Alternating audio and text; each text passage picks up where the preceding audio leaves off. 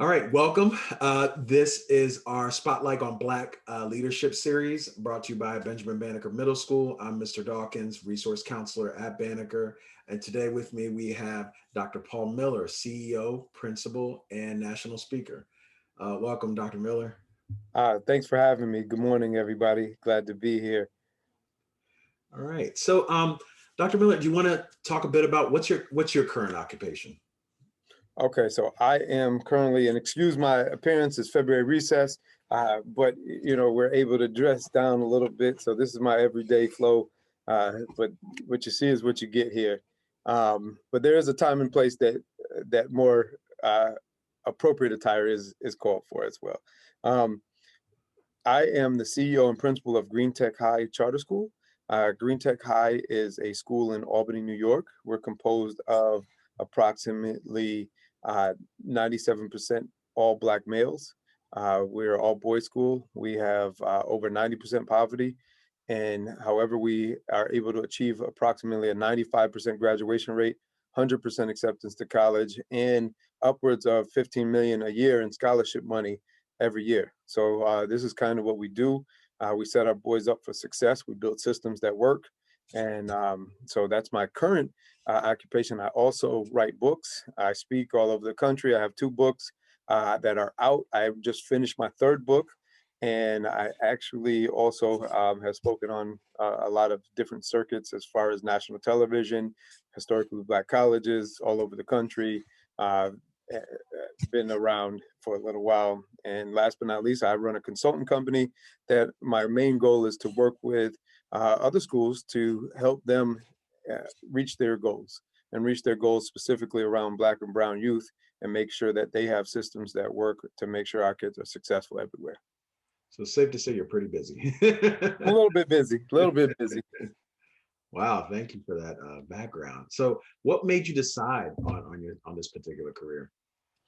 That's interesting because if I'm born and raised in Rochester, New York, which is one of the top five poorest cities in the country, highest murder rates per capita in New York State, lowest graduation rates for Black males in the entire country, and I'm right from the middle of the hood there. I'm from the middle of the projects, and to be very honest, I didn't want to get into education. If you asked me when I was young, I would have probably said what too many of our young men say is I want to play in the NFL or I want to go to the NBA. And I was a good athlete, but I wasn't great. And so I was good enough to play Division I college football. I got hurt, and that wasn't God's path for me. And so, kind of following what I believe God wanted me to do was still be involved with sports and be involved with education. So I became a physical education teacher, and through being a physical education teacher, I saw a lot of the leadership, and the leadership wasn't making decisions that were based on the good of the students. It was based on what's good for adults. And so I said, you know what? I got to change that. And so let me be part of the solution, not the problem. And so I went back to school. I got a master's degree. And then through that, I was an assistant principal for a long time, and I think about 7 years. And so I was assistant principal, and I finished my doctorate in the meantime of doing that. When I finished my doctorate, again, I kind of just asked God, what does he want from me? He provided me an opportunity. And initially I said no. I wasn't interested, but sometimes God has a funny way of telling you if he wants you to do something, he keeps sending you and trying to get your attention. He's trying to get my attention. And so he wanted me here. And I've been here for the last 10 years. And we've been able to go from a 55% graduation rate to a 95% graduation rate every year. That's a little bit how I got here, and it's just kind of following God's plan for me. Wow, no, that's admirable. So, tell us a bit about what's your daily work life like. What do you do daily at work? So daily at work, it's a little different during COVID here because we're all virtual, and so again, we've set up systems for kids, and we're blessed because we're outperforming most schools by about 150% right now, grades and academically, and we're all virtual, and that's because of the systems that we set up, and we're able to transfer them over to virtual as well. And so my day is a little bit different because when I'm in school and there's kids here, I like to be with kids. And so I spend a lot of my day, whether it's in classrooms, in the lunchroom, making time connecting with kids. During the virtual, I'm not spending as much time with kids per se. More of my time has been managing the different systems and the different constituencies that I oversee and supervise. So I'm not just the principal, I'm also the CEO. So in traditional public school language, that would be like superintendent.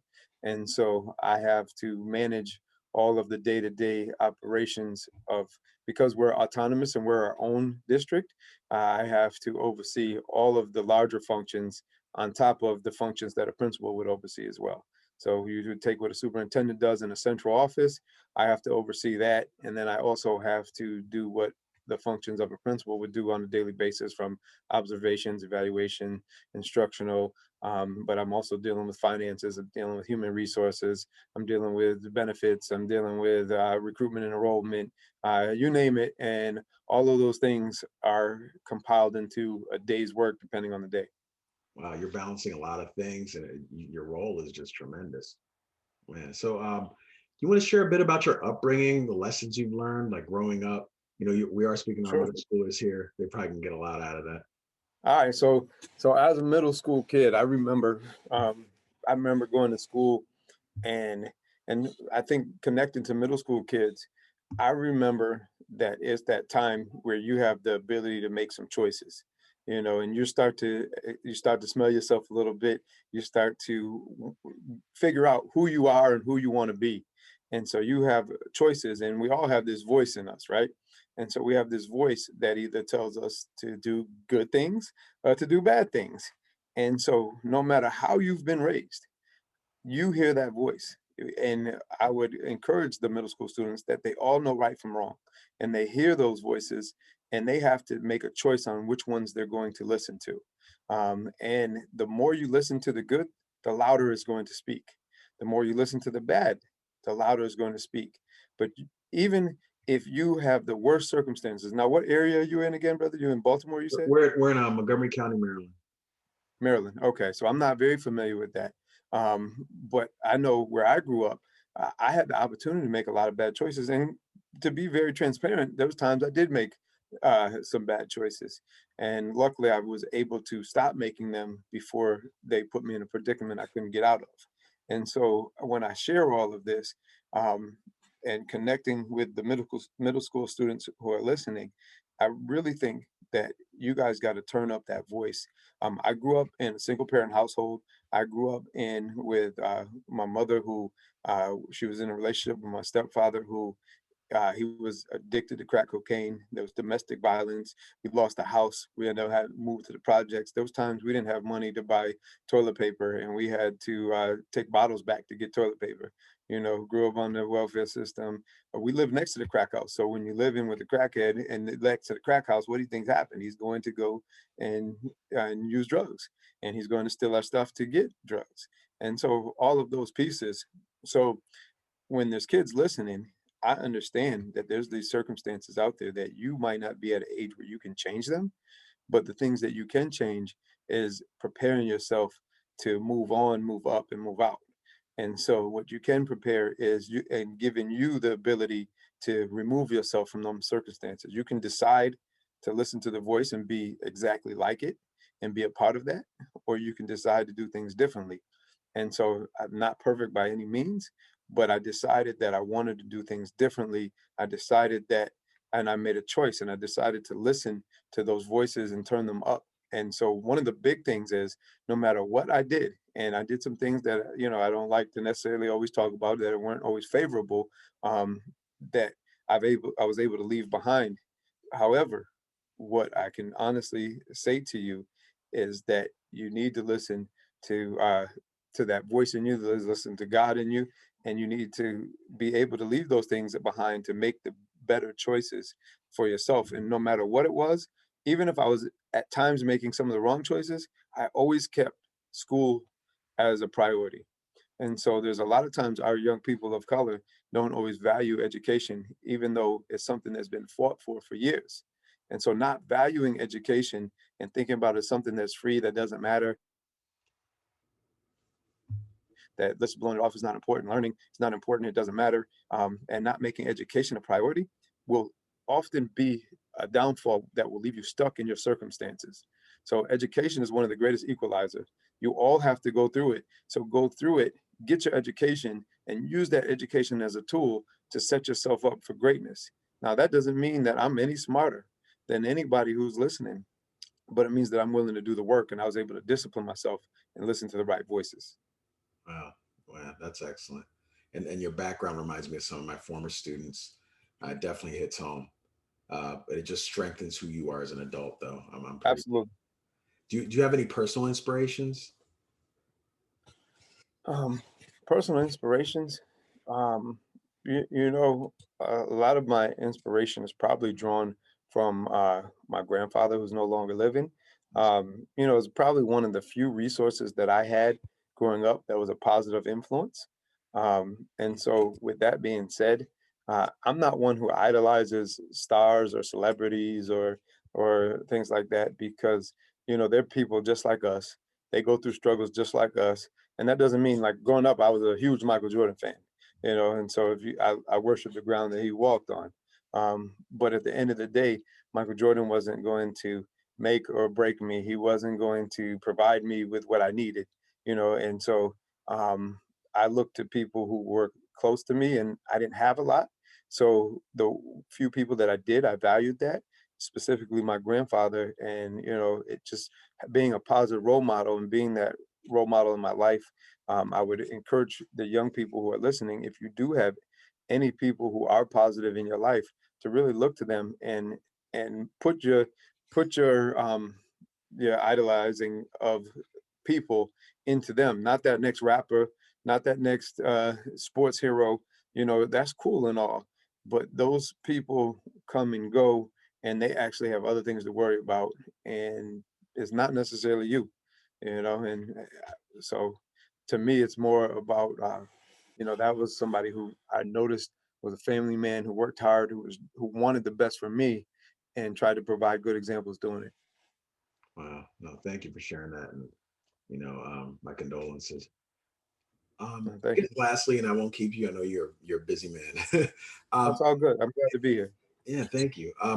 If speaking to our students, if they feel like, hey, I want to take that same career path, I want to be a national speaker, I want to be a CEO, principal, what advice do you have for them as far as like pursuing that path?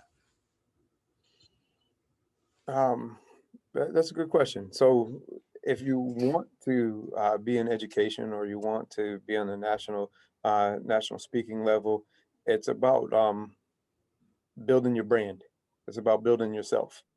And so, and young people, even though you're young and you're probably right now anywhere between 12 and 15 years old, I will tell you that you're still your own brand. So you're building your brand right now as you speak, because don't you know that there are teachers that are having conversations about who you are, what you do, how well you work. There's people in the community that are having these conversations, and how you represent yourself and how you build your brand is important. So from how you represent yourself on social media to how you conduct yourself in person to how you conduct yourself virtually. And no one's expecting you to be perfect because you're young, but what is important is that you're aware and you're understanding that you are your own brand and that there are people watching. And when I was young, you would say, oh, I don't care. It doesn't matter what anybody thinks. And it doesn't necessarily matter what people think, but it matters what they think when you need or want something. It matters what they think when you're trying to progress in life and trying to get ahead, and just setting the perceptions and build the brand.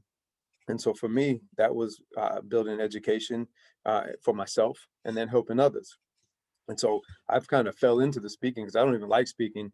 However, it became something that became a part of what I do and came along with some of the other items that, as far as writing books and some of the, you know, notoriety that often comes with that.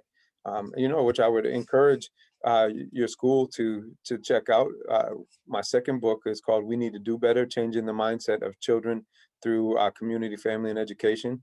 It's really easy to find, but that book is, we actually, some schools use it as curriculum with their students, but also with their teachers. There also is another book on cyberbullying. It's more research based, and that research is that was be more for college level or higher education type students. But again, that's kind of just following what you like to do and follow your passion. And my passion is helping, and I happen to be good at building educational systems. And my passion is about giving back to kids who look like me, who walk like me, who talk like me, and helping kids who don't, who otherwise might make some decisions or mistakes that they don't have to necessarily make it. They follow a path and, by having a decent resource. Wow. Thank you, Dr. Miller. I mean, so much information and sharing your background like that. I'm sure students can connect. I know I did. I feel inspired, honestly, because I want to write a book myself. So just thank you for all that. Absolutely, go for it. Just start writing. I You will, know, I'm just gonna try. just start writing. You know, and there's no magic. There's no magic to it. If you just start writing, of course, you have to organize your thoughts, organize your chapters. I mean, there's mechanics to it, but the best thing I can tell you is just write, and you know, it'll come to you. I appreciate it. Well, that concludes our interview. I want to thank you again, Dr. Miller. I know you're in the middle of recess right now. You're all bundled up, and I'm sure Yeah, we'll be looking for you soon. Thank you so much. no problem. Thank you. I'd love to come and see your school sometime and maybe speak to the kids in person when this whole COVID situation changes a little bit. I would love that.